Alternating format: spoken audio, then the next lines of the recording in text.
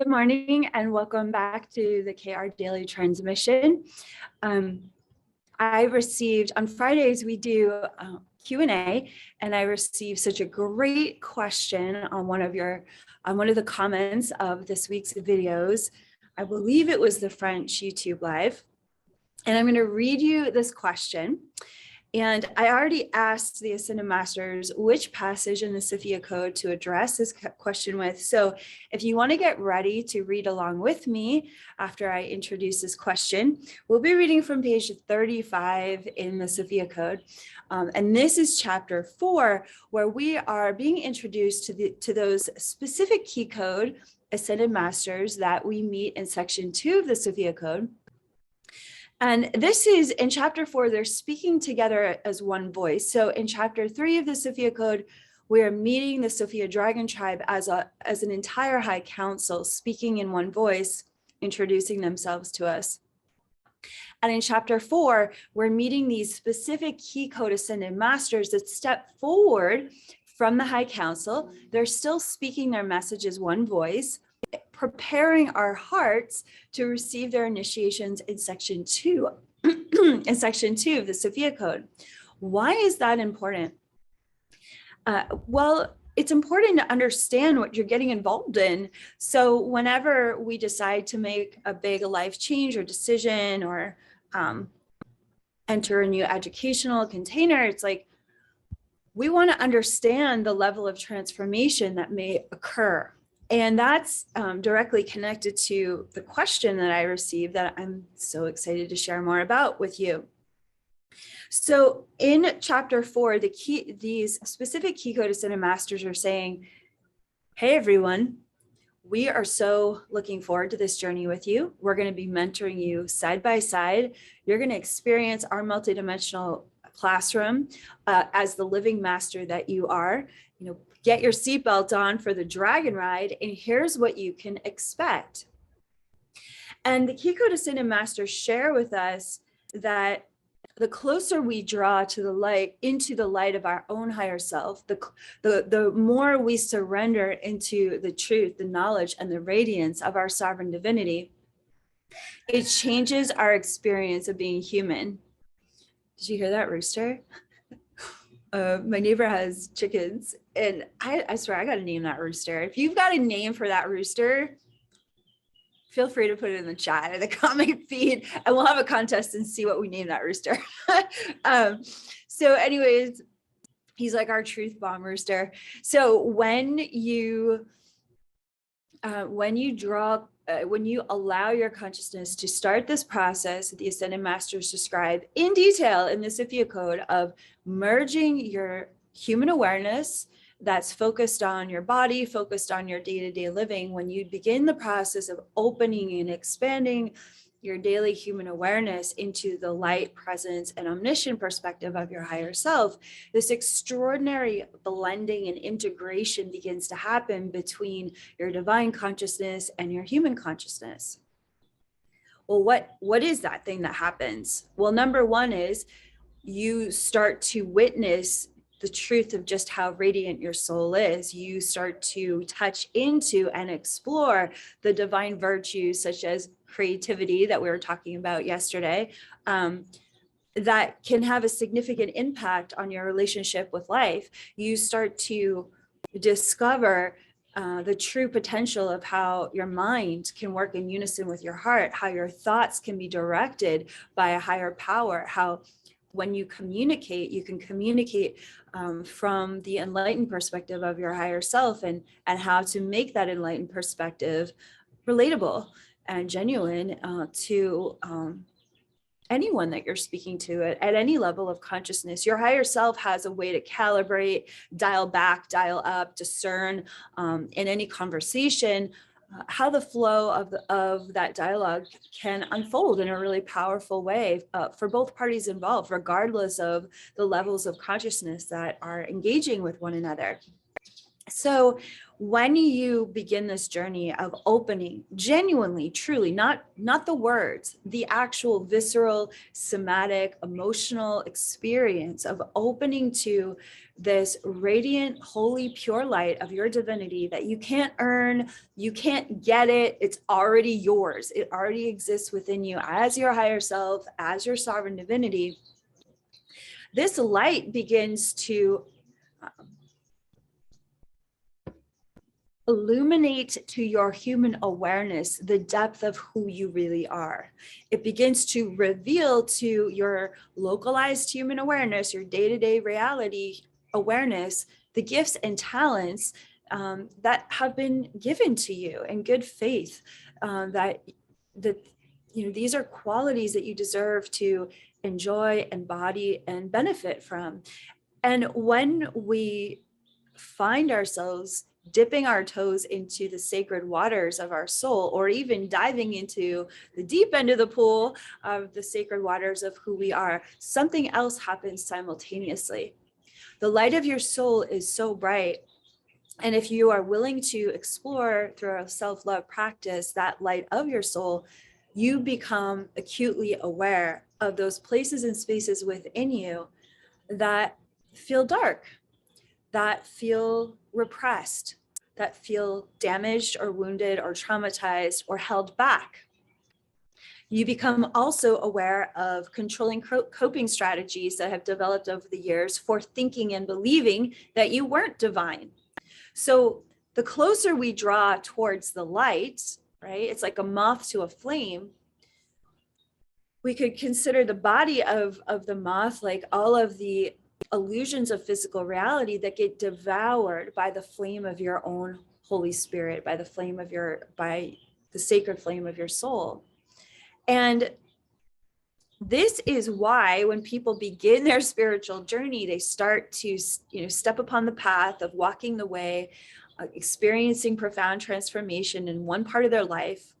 And then they feel as though another part of their life explodes, or something really intense arises in another area of their life. And then they begin to blame their spiritual journey for the explosions or the stagnations of another part of their life.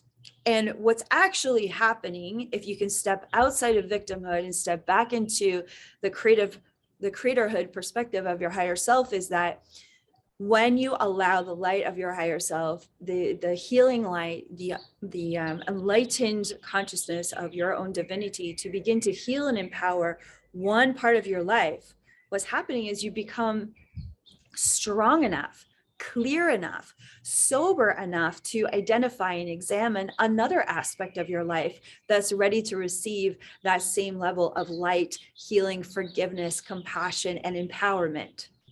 This is how genuine spiritual transformation goes down. The more light you welcome in, the more of your unconscious darkness you become aware of. And many light workers tend to kind of fall on their faces and blame the spiritual journey that actually activated their awareness into the light of what is, asking to be healed, asking to be forgiven, asking to be reconciled with. It doesn't have to be just a trauma from the past. It can be a regret. For example, when you invite the creative energy of your higher self to permeate your body, heart, and mind, you can become acutely aware of places in your life that you have pinched yourself off from your own innate creativity. Perhaps it's affected levels of abundance. Perhaps it's impacted your ability to collaborate with others. And there is, when you recognize how you may have separated yourself from the goodness of yourself, there's a momentary or even extended period of grief and self-forgiveness and self-compassion that the heart and the mind need to walk through with the higher self's guidance, to understand that it's okay that we had a learning experience where we were pinching ourselves off from who we really are. And now the reconciliation process through self-love creates the space for us to come back online and re-explore our creativity, go deeper in our willingness to receive more abundance in our life.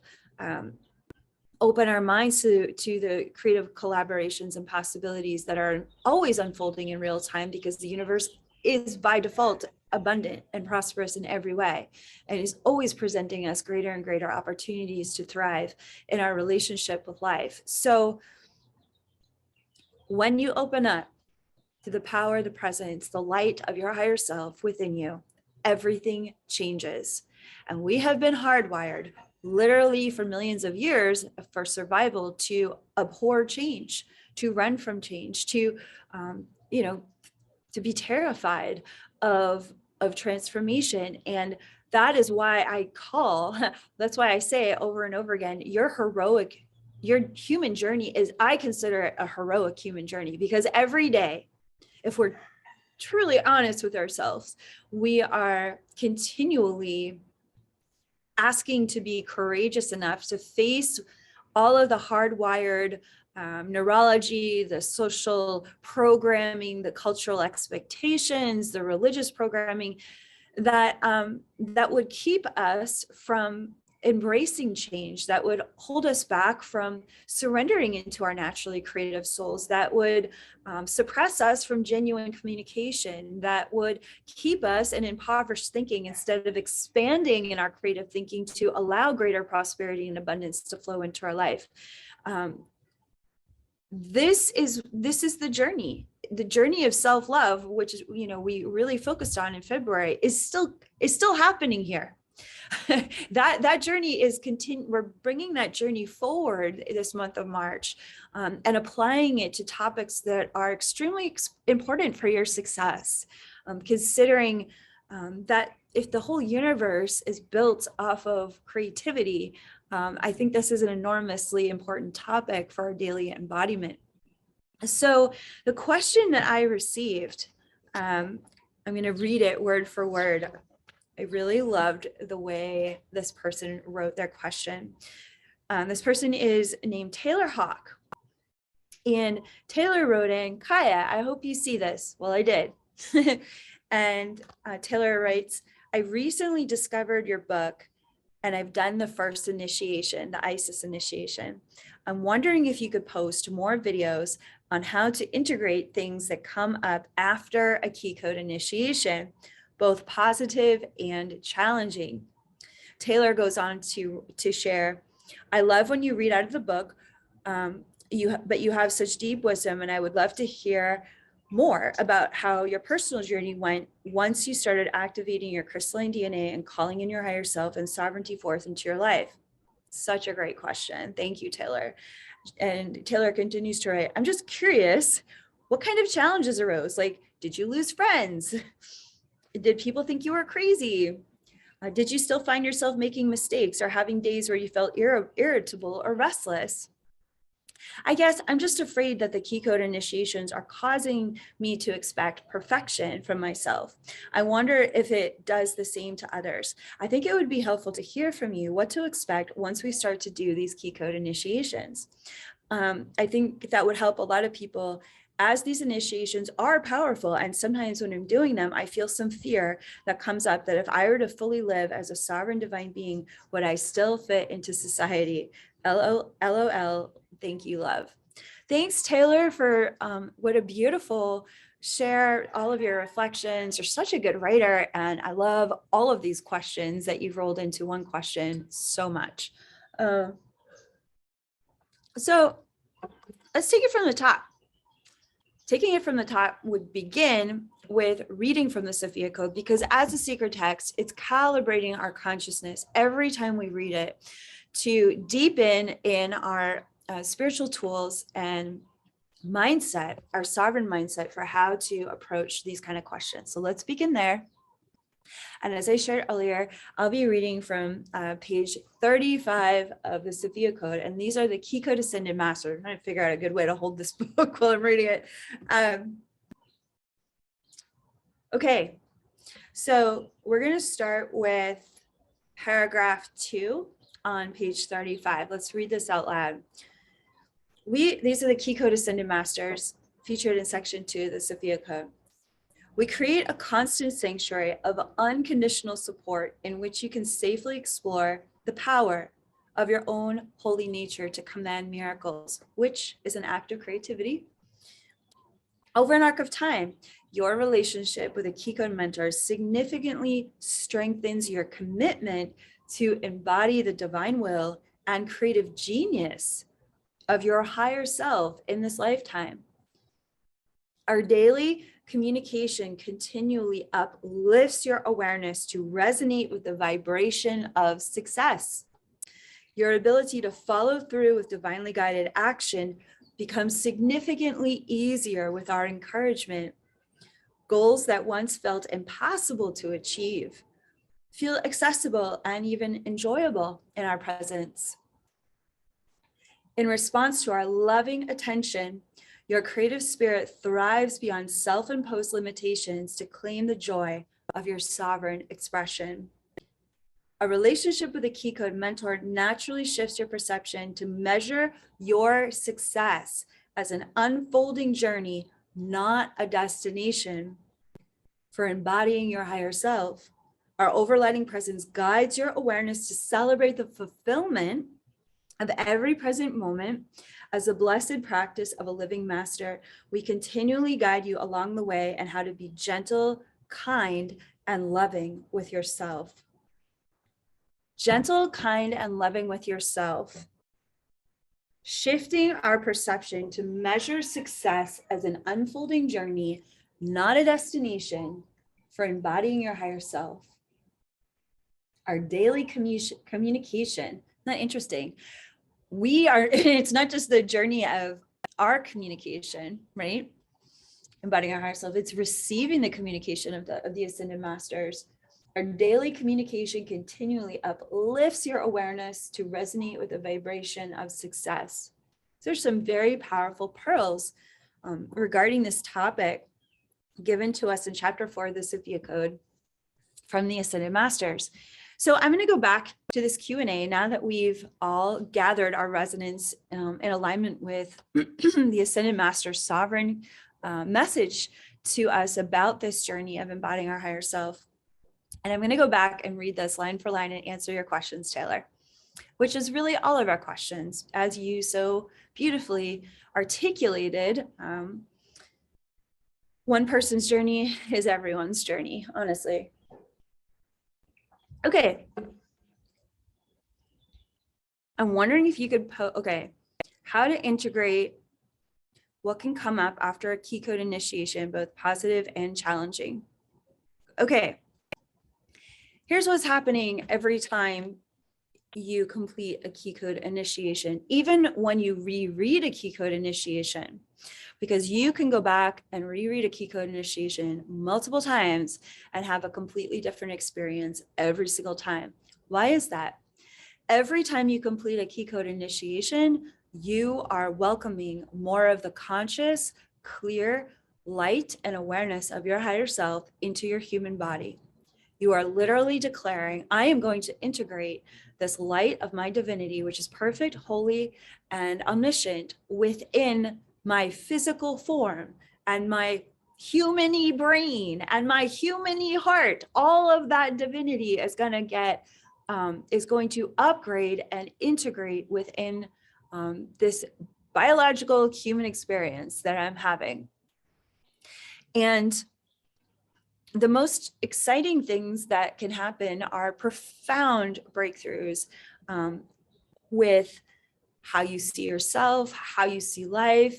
You can have massive breakthroughs in your relationship with others, in relationship to your career, in relationship to abundance and prosperity and believing in yourself and your self-esteem. I mean, depending on which key code initiation you're working with, it's the constant reading of the truth of your divinity and all the ways the ascended masters are guiding you to discover the virtues of your divinity within these initiations that already exist within you. Like, they keep bringing you back to the truth that this already exists within you. It's not something you earn. It's not something that you can lose. These are divine virtues that literally are divine genome qualities that exist within you. So the truth is that when you start to say yes to activating and initiating your consciousness to agree that this is the consciousness you want to be creating from, producing from, connecting with, relating to others through, it starts to highlight in a very lucid way all of the places within you that have been unknowingly taken over by codependency. Your divine light of your higher self is sovereign. It is beautifully interdependently sovereign with all of creation, but it is sovereign nonetheless. You are whole within yourself. There's nothing lacking in you.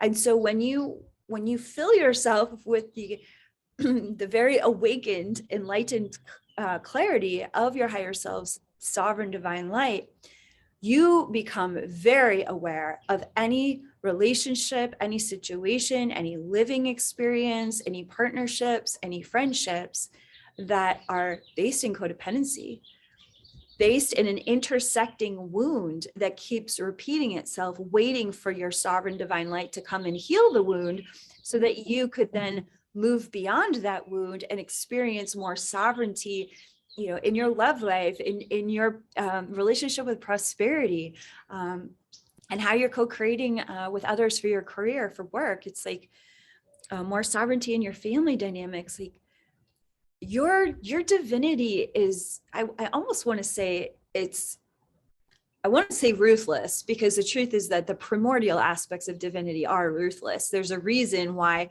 Tibetan Tonkas have wrathful deities cutting off the heads of demons, is because there's an aspect of divinity that will literally cut off the heads of our fantasies, judgments, projections, illusions about who we think we are, because that's what real love does. It's like a tough love. It's like, oh, you think you're this? No. That's your ego identification. And this is what real love looks like. This is who you really are. And we become so unconsciously attached to limited ideas about ourselves. We become, it's like the light of our divinity brings up the terror of, that's not even our terror. It's the terror of the ego structure that doesn't know how it's going to maneuver and manipulate and control life if you were to give in to the divine flow of your higher self. And the divine flow of your higher self knows how to live in unlimited abundance. The divine flow of your higher self knows how to live in unlimited creativity. The divine flow of your higher self knows how to guide and connect you to friendships, partnerships, co-creative collaborations that are extremely successful and healthy for your body, heart, and mind. And so there is, like, it's just real. Like, if anyone tells you in spirituality that this isn't real, I'm sorry, I don't know what to say about that. I'd be real curious and I'd ask a lot of questions, because spirituality is a journey, just like the Ascended Master shared in chapter 4. It's not a destination. It does require grit, a lot of self-love, flexing the muscles of discernment and willingness and courage every day of your life. There is no magic pill. Even after you activate the divine genome, it's like, now you have to get really real and face the truth of the light within you that you've been running from your whole life. And you know that the society has conditioned you to believe is not really you. And so when that light comes pouring through you and starts to anchor in every cell of your body within the divine genome, it can feel like a dragon ride for several years after you activate all the virtues in the section 2 of the Sophia Code. What is the dragon ride? It's learning how to stabilize your consciousness, that it's safe to truly accept your divinity and to live the blessed life that your divinity wants to co-create for you, beyond your limited human understanding. That it requires letting go of so much of the ego's control over your life. So, you know, Taylor's asking, I'm just curious, what kind of challenges arose? Did you lose friends? Yes.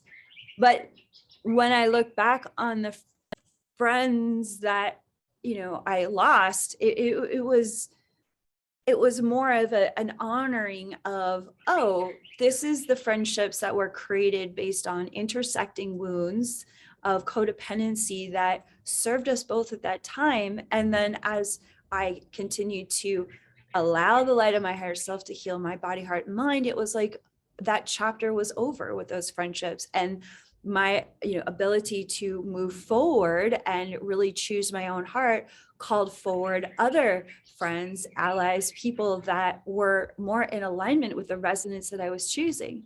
Look, that's just life. Like, whether we're talking about sovereign divinity or not, there are people that come into our lives for a chapter, a season, and there's very few people that are there for the entire journey of life. And that's okay. The only thing that's constant in life is change and divine love. And divine love is always guiding us to new learning experiences, to new opportunities of growth. And our ego structure wants to attach to specific chapters of friendship or relationships with others because somehow it helps us feel safe. It helps us, we derive a sense of identity based on like these relationships. And the truth is, you're a liberated, enlightened master in quantum reality, having this human experience that knows the whole point of your earth-based journey is to grow. It is to learn with others who are ready to learn with you and to grow with you. And some of those people can only grow so far, and they don't have to be wrong for that, because they're not meant to grow with you all the way. They're meant to grow with others or to not grow at all in this lifetime. And so part of self-love and part of living through a truly empowered and surrendered space of allowing yourselves light to guide the course of your life is trusting and having faith that as one chapter closes, there's an integrative in-between space, and then new chapters can open, new friendships can come forward. And in some cases, people do choose to grow together. And there's a whole new chapter of that relationship that can open. But that requires two willing people, not one person dragging another person to evolution, which we all know it does not work at all.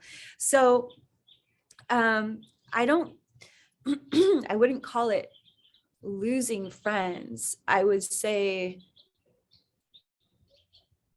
because I really honor that there's just a reason for everything, and everyone is on their sovereign journey. And we can love people from a distance even if we're not engaging with them the ways that we used to, and that love is still real and genuine. And I would just invite everyone to be curious about, like, how do I base my identity on the people that I'm in relationship with? How could there be any attachments that are codependent and not actually sovereign? And where can greater flow, greater acceptance, and greater freedom can come in to truly love people where they're at, and to love yourself where you're at, which is only going to attract even more meaningful and powerful relationships into your life. Next question. Did people think you were crazy? People have always thought I was crazy.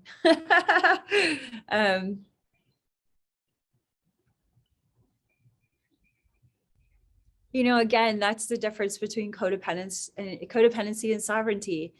There isn't a single person, everyone has different beliefs, everyone has their perceptions and their understandings. People can see you, or they can see part of you.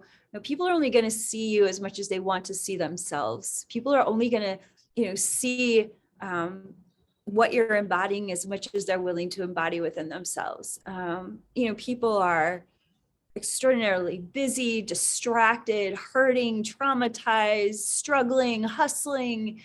It's like, in some ways, when people think that you're crazy, it's almost a compliment, in the sense of, if you are on the leading edge of a consciousness and you're saying things that nobody's ever said before, of course they're going to think you're crazy, and then they're going to secretly copy you when no one's looking, because they're going to look at, like, oh, maybe there's something there that she's tapped into or he's tapped into that I never considered before. we cannot base how we feel about ourselves on how others feel about us. I mean, one minute someone can absolutely love me and my work, and the next minute they can hate and attack me for my work, and it has nothing to do with me. I mean, it's their own projections and judgments, and in that journey, I've discovered just how worthy I am of my own love and acceptance. And that, yeah, when you choose to live on the leading edge of consciousness, you're not going to look normal to other people. But do you really want to be considered normal in this world? To me, normal in this world looks psychopathic, insane, warmongering, narcissistic, codependent, like whatever people consider normal out there is not the normal I want to be. And the truth is, like, the innocence of your higher self is pure creativity and motion. It's your higher self has the ability to feel joy and bliss even as you're grieving. I mean, to truly understand the states of enlightenment that live within you, it is going to require that you completely let go of of your attachments of how people perceive you. Because you could be having an experience that's genuine and authentic and a profound awakening for you. And someone could be sitting on the sidelines of life and literally judging you for something that you're not even doing. So true self-love and true liberation is the ability to understand that, like, your spiritual journey is calling you. Your willingness to love yourself this much, to embody your higher self, is calling you forward, and there's no turning back. And one way that we punish ourselves for our journey is to fixate upon how other people perceive our journey or are judging it. I just encourage you and all of us that, as challenging as it may feel, to practice letting go of the codependency of what other people think about your spiritual journey, because it really doesn't matter what they think about it. At the end of your life, when you go to face your maker, the only thing you're going to be focused on is, was I true to my own heart, my own journey, and my own practice, and the service that God gave me to, provide in this world? That's it. The end of your life, none of the haters, none of the fans, none of your friends, none of your enemies are going to be standing there. It's going to be you and your source and all of your spiritual guides. That's it. And your spiritual family, and you're going to stand there at the end of your life, and you're going to either be able to say, I'm extremely proud of who I allowed myself to evolve into and become, regardless of the narrative of my lifetime, of the collective narrative of the world I was living in. I stood true in the fierce grace of my own loving, self-loving practice and the embodiment of my higher self. I mean, this is why we honor the Ascended Masters. It wasn't because they fit in, it was because they stood out. Okay, next part of this question. Do you still find yourself making mistakes or having days where you feel irritable or restless? Oh my God. Yes. It's like, I am a dragony woman. Like, I have feelings all day long. I have some really hard feelings throughout almost every day that I live. My inner journey of healing, my inner journey of self-love is, there are days where I am navigating a minefield of self-doubt, or, the repair of my self-esteem from what I survived, or like, the ways that I have been hurt in this life. Absolutely. And restlessness. Absolutely. I mean, there's 10 million bazillion things I want to create every day. And the human condition is such that we got to pace ourselves. We got to take it one step at a time. Even if many steps are happening at the same time, we're all human. And there's a pacing to being human. And that divine part of me, I'm, after years of practicing this communion with my higher self, it's like, it's learning how to be in temperance with the pacing of divinity, and how that lands within a human body. And I just encourage you to understand that everything I've ever done is because anything that you might perceive as a success or an accomplishment, it's because I was willing to show up to the daily struggle of being human and loving my own heart, especially on the days that are extremely difficult or irritating or frustrating. I mean, I work with a boxing coach for a reason. Like, I feel so much better at the end of my day after I've hit a bag for an hour and practice boxing. I mean, there are many practices that I have implemented to harmonize with all of the human feelings that go along with embodying my higher self. And I share that so that you know that, my whole prayer in doing this work is for you to be able to relate to my human journey. So I'm grateful that you're asking these questions, because, part of my job is to focus so much upon our divinity, because there's such a magnetic draw to pull us away from our divinity. So every time I show up to this platform for us, it's like, that's what I want to keep focusing us upon over and over and over again, because there's so much that would tear us away, tear us to pieces for our divinity. And so I want this space to be a place of reconciliation and pure intentional focus upon the truth of who we really are. And with that said, everything that I'm sharing about, I have to live it every day. Some days I do it better than others. And the way that I've gotten this far in my journey is by learning how to celebrate all the little victories. It's like, if I get through the day and, maybe someone would perceive something about the business or a project as a success, but sometimes at the end of my day, my greatest success that I'm smiling about is that I spoke the way that I wanted to with the people that I work with, that I loved my own heart when I might have felt so frustrated, I want to put my fist through a wall. And instead, I loved my own heart and responded instead of, had all of my feelings, that nobody in that particular situation needs to know about or hear about. It's like becoming a professional embodiment of leadership that is constantly putting me on the front lines of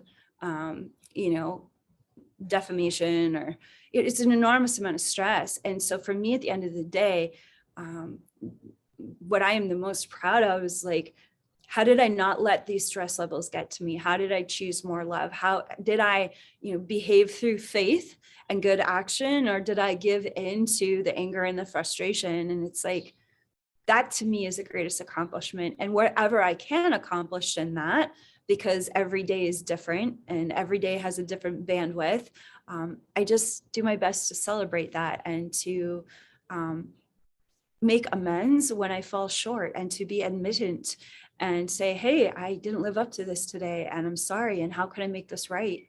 That's the journey. It's not about perfection. It's about willingness, courage, admittance, sobriety to the truth of our divinity, and allowing our divinity to embrace us when we feel like we're failing, and to lift us up and to try again, to keep swinging that bat at the plate. And some days there's home runs, and other days there's foul balls, and some days you make it to second base, and other days you're out, you're back on the bench, you're in a timeout. It's like, that's the game. And so let's see. Taylor goes on to say, I guess I'm just afraid that the key code initiations are causing me to expect perfection. Well, what's really happening is the key code initiations are making you aware of places where you have held yourself to a standard of perfectionism in your spiritual journey that you no longer need to torture yourself with. Isn't that nice? That's what these key code initiations are always doing. They're always inviting us to become aware of those places that we make ourselves wrong for our spiritual journey. And as a survivor of my own experience with being addicted to perfectionism to help me feel safe when I did not feel safe, for many perfectly, which was very reasonable given how, some illusion of perfectionism kept me alive. this journey of releasing perfectionism in our, in our spiritual practice, it's a really big deal. And that mantra that we were sharing about in January, I love and accept myself exactly as I am. You can apply that to successes and perceived failures. And what you realize is like, there are no successes and perceived failures. It's all a learning experience to discover how to love and accept ourselves exactly as we are, that our divinity is already perfect. And if our divinity, which is already perfect, chose the hot mess imperfection of being human, there has to be a perfect reason for that. Maybe it's the opportunity to love the perfection of our divinity, exploring itself in the playground of life, like a little child that wants to grow up to be a big adult, do fantastic things in this world. What if that was perfection? Getting, the mud on your face when you're jumping in the puddles of life, when you're getting the sand in your shoes, when you're walking along the beach of life, like ripping your jeans while you're riding a horse, and exploring your power with the power of others. It's just like things get ripped, things get broken, things get dirty. There's a beauty to that. There's a beauty to that. And it's such a magnetizing beauty. It's like when you have a denim jacket and you've worn it for like 10 years and it looks even better than it did when you first bought it, because it's filled with character and adventure and creativity and ideas and risks and the seeming failures that came with the risks, as well as the seeming wins. It's like it's all in the curves and the folds of that worn out denim. When you look at the jacket, you just like, that's adventure. Let's go. That's how your soul feels about being human. That's how your soul feels about this spiritual journey. And because we are unraveling thousands of years of judgments and projections and patriarchal ideology and oppression, and even former matriarchal oppression ideology upon the spiritual path, it's like we're just unraveling all of that with the Sophia Code. The more you can invite yourself to play, to feel playful, to discover the power of self-love, to override these perfectionistic tendencies, the more relief you're going to feel exactly where you're standing, knowing that there's a divine timing to every moment in your spiritual journey, and especially the pacing and the integration of activating your divine genome with the key code initiations and allowing these ascended masters to deeply support and uplift you through this transition from operating strictly from the human perspective into that integrative human awareness with your higher self-consciousness working together as one. This is why I created the Stargate 1 curriculum. There are over 30 classes and I think 20 additional class resources in that journey and it's why I created that curriculum, because I saw after I had published the Sophia Code, I had been working with my divine genome, my higher self consciously for 7 years at that point. I knew what everyone was going to be up against once they activated their divine genome. And that's what that Stargate 1 curriculum is for.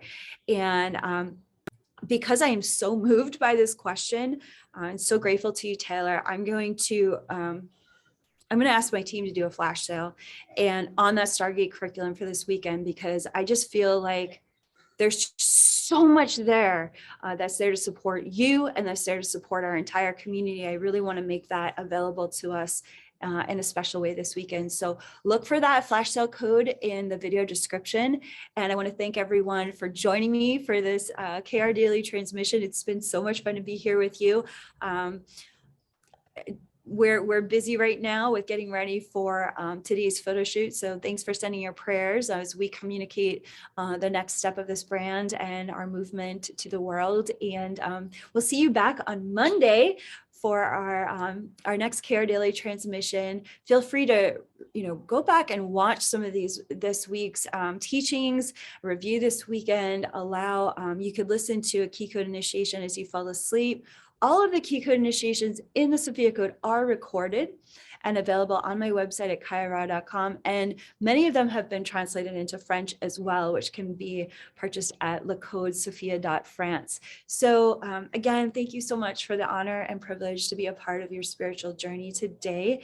And we'll see you all on Monday. Love you all so much. Namaste.